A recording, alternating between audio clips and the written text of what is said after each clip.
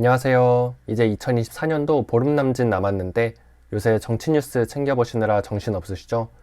우리나라가 과연 이 혼돈의 시기를 잘 극복할 수 있을지 걱정이 되는데요.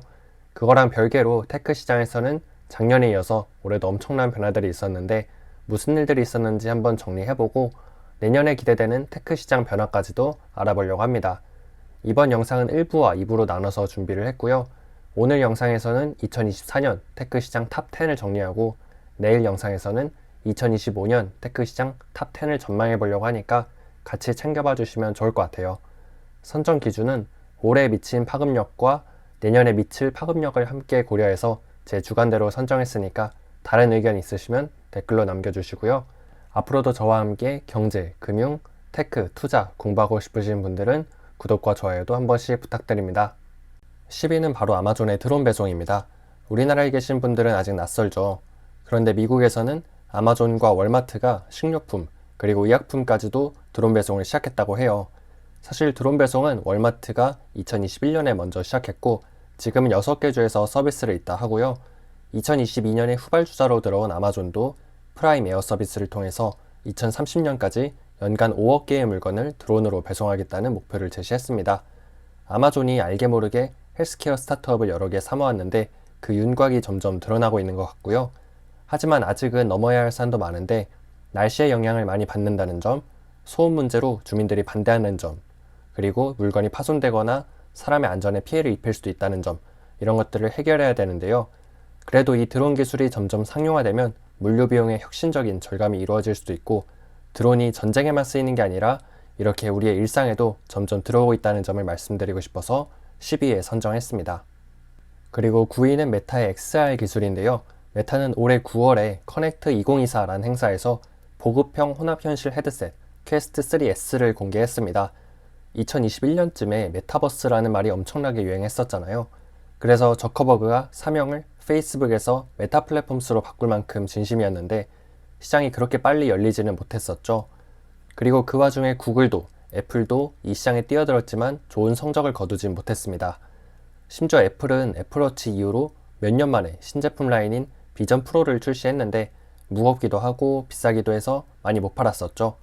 즉 시장의 대중화에 실패했다는 건데 오히려 이쪽은 메타가 시장을 꽉 잡고 주도하고 있습니다.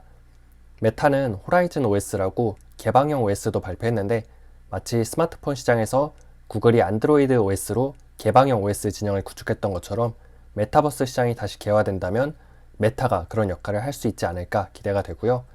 아직까지는 콘텐츠도 많이 부족하고 이 헤드셋이 스마트폰처럼 이거 하나로 모든 게 다 되는 그런 디바이스가 아니다 보니까 시장이 잘 안 열리고 있는데 이쪽 시장도 계속해서 테크 공룡들이 눈독 들이고 있는 시장이라는 점에서 9위에 선정했습니다.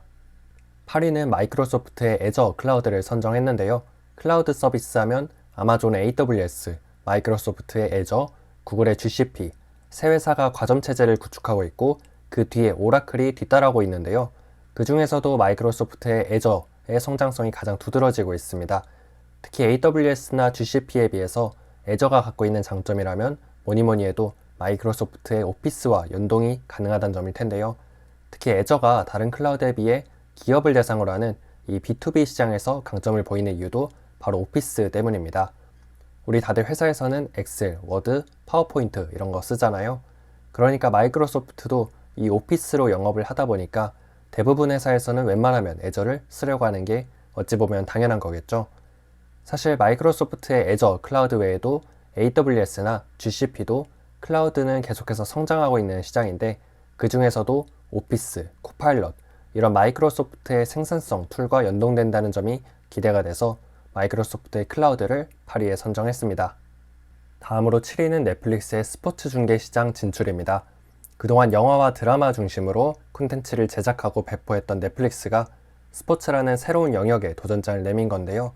얼마 전에는 은퇴한 마이크 타이슨까지 불러내서 30살 어린 복서와의 경기를 중계하기도 했었죠.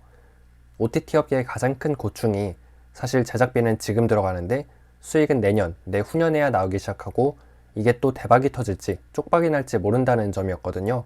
그런데 스포츠는 워낙 충성 고객이 많기 때문에 최소한의 흥행이 보장되는 콘텐츠이기도 하고 제작하는 데 들어가는 어려움도 크지 않고요. 또 남성 고객들을 완전히 플랫폼에 락인시킬 수 있는 몇 안 되는 필살기이기 때문에 넷플릭스뿐만 아니라 우리나라의 쿠팡 플레이나 티빙도 스포츠 중계에 열을 올리고 있죠.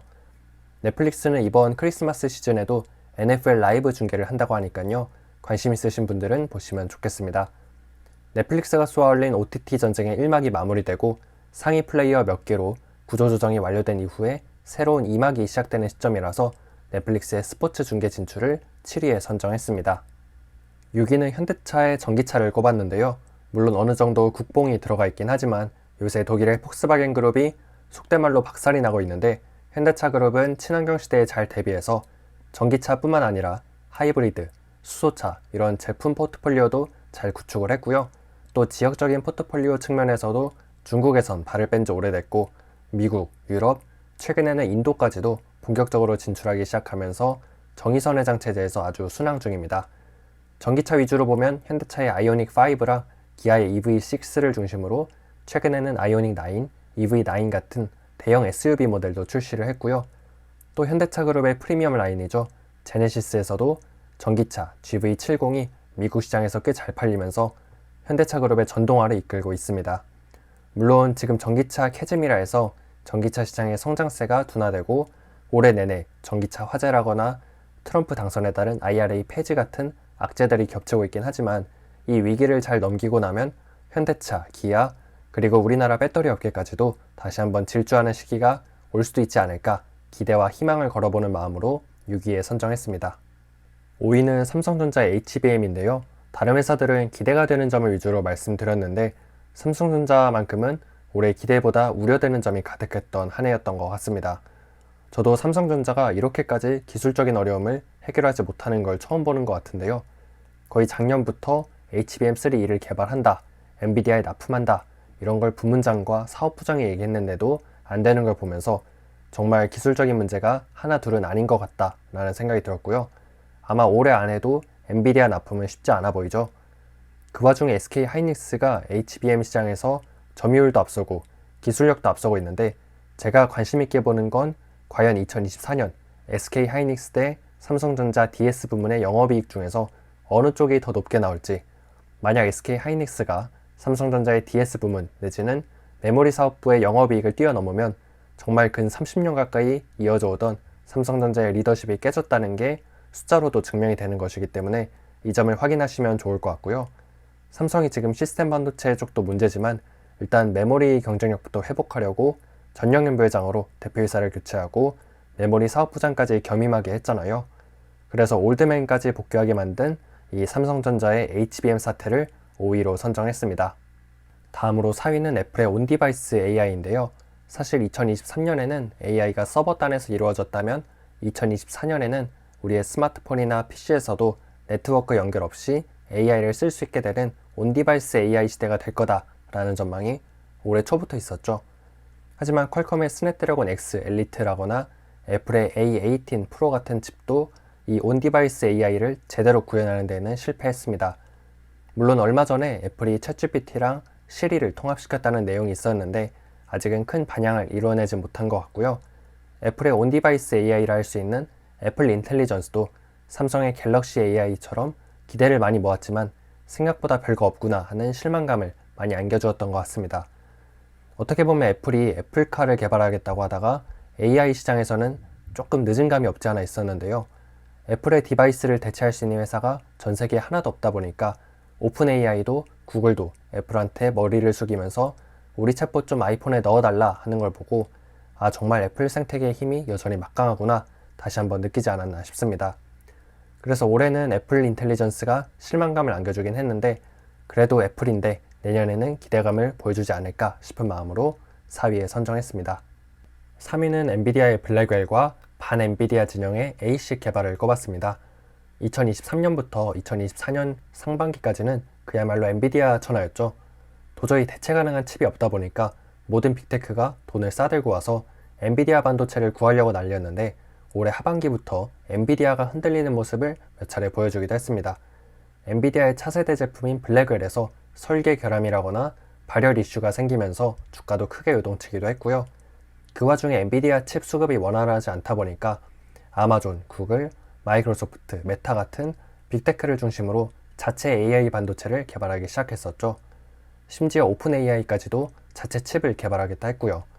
그래서 처음에는 엔비디아가 GPU 기업이다 보니까 AMD나 인텔이 대체제로 주목을 받았었는데, 오히려 요새는 브로드컴이나 마벨 같은 통신칩을 개발하던 회사들이 ASIC이라고 주문형 반도체를 이 빅테크들과 협력해서 만들어주면서 주목을 받고 있습니다. 하지만 그럼에도 불구하고 엔비디아의 AI 반도체 점유율이 여전히 90% 수준으로 막강하고요. 빅테크의 자체 칩이 일정 부분 칩 수급에는 도움이 되겠지만 엔비디아를 완전히 대체하기까지는 시간이 오래 걸리고 힘들 거다 하는 의견도 많이 있습니다. 그래서 작년에도, 올해도, 내년에도 이런 엔비디아와 그에 맞서는 빅테크 간의 긴장감은 계속되지 않을까 싶어서 3위에 선정했습니다. 그리고 2위는 바로 구글의 차세대 AI 모델 제미나이인데요. 며칠 전에 공개된 따끈따끈한 소식이죠. 그래서 어느 정도 시의성이 반영된 감도 있긴 한데, 구글의 제미나이 말고도 오픈 AI의 챗GPT라거나 엔스로픽의 클로드, 마이크로소프트의 코파일럿 같은 생성형 AI 챗봇 춘추전국 시대가 내년에도 계속될 것 같습니다. 여러 가지 모델을 직접 써보면서 2023년과 2024년에 가장 달라졌다 느낀 점은 아마 멀티모달이 아닐까 싶은데요. 그동안에는 주로 텍스트로 GPT한테 질문을 하고 텍스트로 다시 답변을 받는 형식이었다면, 요새는 사진이나 엑셀, 그리고 PDF 자료까지도 첨부할 수 있는 GPT 모델이 정말 많아졌습니다. 그리고 처음에는 챗GPT나 제미나이 같은 소수의 챗봇만이 살아남고 나머지는 사라지지 않을까 싶었는데요. 막상 써보니까 각 GPT마다 특화된 영역이 있어서 범용으로 사용하기 좋은 모델 한두 개와 특정 영역에서 사용하기 좋은 모델 몇 개, 이렇게 시장이 재편되지 않을까 하는 생각도 들었습니다. 구글이 작년과 올해 내내 반독점 이슈로 어려움을 겪고 마이크로소프트한테 계속해서 밀리는 모습만 보였는데, 최근에 양자 컴퓨터나 제미나이 2.0을 공개하면서 AI 전쟁 판도에도 반전의 계기가 마련됐다라는 점을 말씀드리고 싶어서 2위에 선정했습니다. 마지막으로 대망의 1위는 바로 테슬라의 로보택시입니다. 올해 과연 일론 머스크와 테슬라를 빼고 테크 시장, 주식 시장, 그리고 2024년을 얘기할 수 있을까 싶을 정도로 참 드라마틱한 한 해였는데요. 전기차 캐즘으로 테슬라 역시도 상반기까지 고생을 하다가 하반기부터 트럼프에 몰빵한 일론 머스크, 그리고 10월 위 로봇 행사에서 공개한 사이버캡과 로보밴, 옵티머스 덕분에 테슬라가 2024년 막판 나홀로 질주를 하고 있는 이 서사가 정말 완벽한데요. 트럼프가 재선에 성공하면서 자연스럽게 테슬라의 자율주행이나 로보택시 상업화도 길이 열리고 있는 게 보이시죠? 이미 미국의 일부 주에서는 자율주행 택시가 돌아다니고 있는 곳도 있는데, 내년에는 더 많은 로보택시가 상용화될 것으로 보이고요. 얼마 전에 GM이 로보택시 사업을 접는다는 기사도 있었죠. 그래서 구글의 웨이모와 테슬라의 사이버캡의 2파전이 예상되는데, 애플 아이폰 진영과 구글 안드로이드 진영의 삼성 갤럭시가 스마트폰 시장의 대중화를 이끌었던 것처럼 테슬라와 구글이 이 스마트카 시장의 대중화를 이끌지 않을까, 그리고 여기에 현대차도 구글에 붙어서 이 시장의 성장에 올라탔으면 좋겠다는 마음으로 1위에 선정을 했습니다. 자, 오늘 이렇게 2024년 테크 시장에서 있었던 변화들 탑 10을 살펴봤는데요. 여러분은 올해 가장 기억에 남는 기술이 무엇이었나요? 오늘 영상에서 소개된 내용이 아니라도 여러분의 생각을 댓글로 많이 남겨주시고요. 저는 내일 영상에서 2025년 앞으로 기대되는 테크 시장 이벤트 탑 10으로 다시 찾아오겠습니다. 가시기 전에 구독과 좋아요도 한 번씩 부탁드리고요. 오늘도 좋은 하루 보내시길 바랍니다. 감사합니다.